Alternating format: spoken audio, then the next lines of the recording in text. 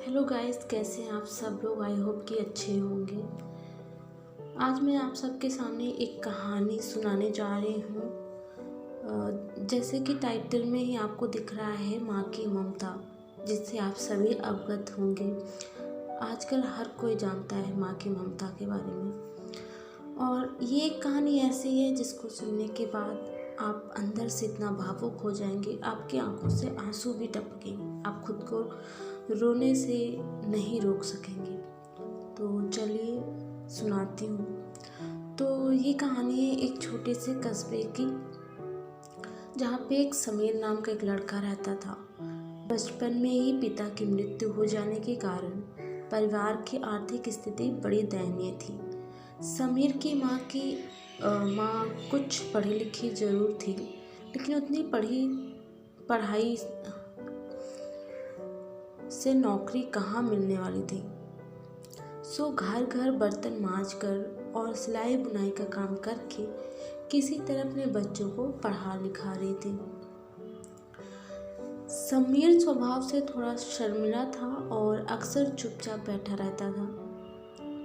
माफ़ करिएगा, ये मैंने खुद स्टोरी लिखी हुई है। जानती हूँ कि ये स्टोरी ऐसी है जो पहले भी बहुत लोगों ने सुना होगा, फिर भी मैं आप लोगों को ये सुना रही हूँ, क्योंकि बहुत से लोग होंगे जो इस कहानी को अभी तक नहीं सुने होंगे, नहीं जाने होंगे।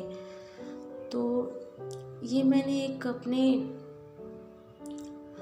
नोटपैड में ये कहानी लिखी है और इसीलिए इसमें कुछ खास स्टाइल नहीं है। फिर भी आप लोग इधर उधर का ध्यान ना देकर इस कहानी पे ध्यान दें और ध्यान से सुनें।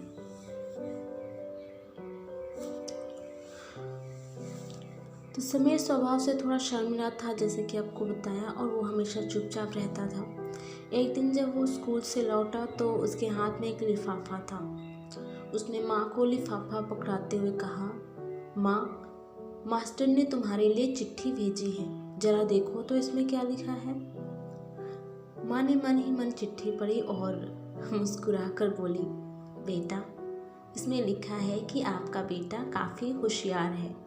इस स्कूल के बाकी बच्चों की तुलना में इसका दिमाग बहुत तेज है और हमारे पास इसे पढ़ाने लायक शिक्षक नहीं है, इसलिए कल से आप इसे किसी और स्कूल में भेजें। यह बात सुनकर समीर को स्कूल न जाने का दुख तो हुआ, पर साथ ही उसका मन आत्मविश्वास से भर गया कि वो कुछ खास है और उसकी कुछ तीव्र है। मानो उसका दाखिला एक अन्य स्कूल में करा दिया। समय बीतने लगा। समीर ने खूब मेहनत से पढ़ाई की। आगे चलकर उसने सिविल सर्विसेज की परीक्षा भी पास की और आईएएस ऑफिसर बन गया।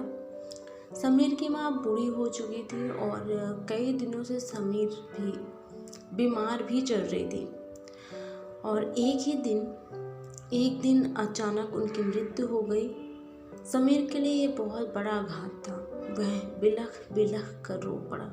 उसे समझ नहीं आ रहा था कि अब अपनी माँ के बिना वो कैसे जिएगा। रोते रोते ही उसने माँ की पुरानी अलमारी खोली और हाथ में उनकी माला, चश्मा और अन्य वस्तुएं लेकर चुनने लगा। उस अलमारी में से समीर के पुराने खिलौने और बचपन के कपड़े तक संभाल कर रखे हुए थे। समीर एक एक कर सारी चीज़ें निकालने लगा और तभी उसकी नज़र एक पुरानी चिट्ठी पर पड़ी। दरअसल ये वही चिट्ठी थी जो मास्टर साहब ने उसे 18 साल पहले दी थी। नम आँखों से समीर उसे पढ़ने लगा।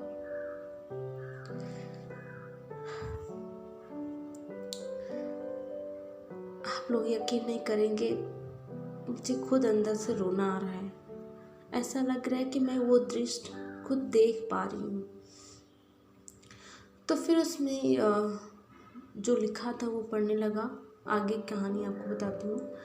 आदरणीय अभिभावक, आपको बताते हुए हमें अफसोस हो रहा है कि आपका बेटा समीर पढ़ाई में बेहद कमज़ोर है और खेल कूद में भी भाग नहीं लेता है।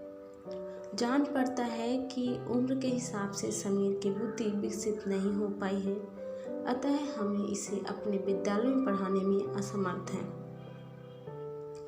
आपसे निवेदन है कि समीर का दाखिला किसी मंद बुद्धि विद्यालय में कराएं अथवा खुद घर पर रख कर इसे पढ़ाएं। सादर प्रिंसिपल।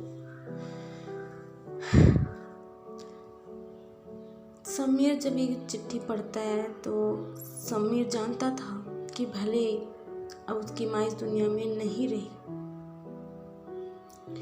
पर वो जहाँ भी रहे उनकी ममता, उनका आशीर्वाद सदा उन पर बना रहे। तो दोस्तों, ये थी एक कहानी एक माँ की, एक गरीब माँ की और उसके पुत्र की, जो बहुत ही अंदर से भावुक करने वाली है। मुझे भी अंदर से पढ़ते पढ़ते इतना